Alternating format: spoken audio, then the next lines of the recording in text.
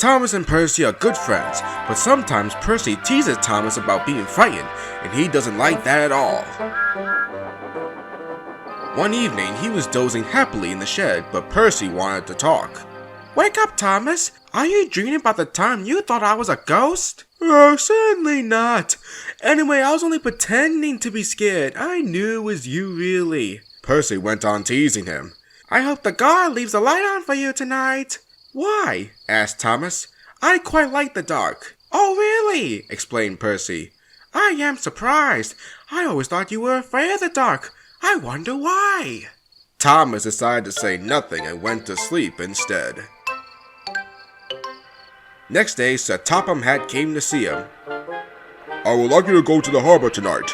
You have to collect something rather unusual." "What sort of something?" asked Thomas. "Wait and see," replied Sir Topham Hatt. Meanwhile, Percy was moving some freight cars into a siding. Henry arrived with his goods train. The signalman changed the switches, and Percy waited on the siding until Henry had steamed by. Then there was trouble. "The switches are jammed," called the signalman. "I can't switch them back for Percy.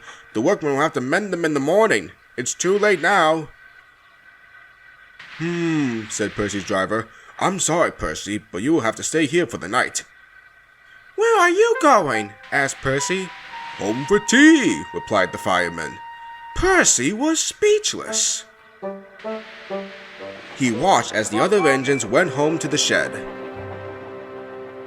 Nighttime came and Percy began to feel very lonely. "Oh dear," he murmured. "It's very dark." Oh, what's that?" It was only an owl, but Percy didn't realize this. "Oh, I wish Thomas was here too," he sighed. Thomas was waiting for his mysterious load at the harbor. Suddenly, there it was. "Cinders and ashes!" cried Thomas. "It's a dragon!" "Don't worry," laughed his driver.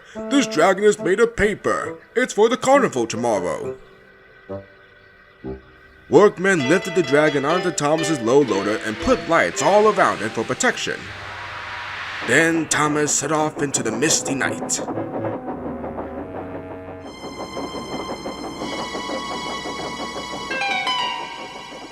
Percy was asleep on a siding and had no idea that Thomas was approaching him.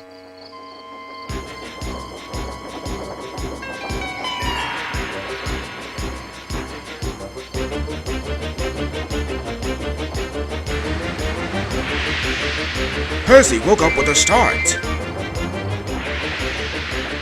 "Help!" cried Percy. "I'm not going to open my eyes until my driver comes." Next morning, the switches were mended and Percy puffed back to the junction. Gordon was just about to leave with the express. "You'll never guess what I saw last night." Gordon was in no mood for puzzles. "I'm a busy engine. I don't have time for your games." "I've seen a huge dragon. It was covered in lights." Gordon snorted. "You've been in the sun too long. Your dome has cracked." When the other engines heard the news, they laughed too. "Ha ha ha, look out, Percy," chuckled James, "or the dragon may gobble you up." "No one believes me," huffed Percy.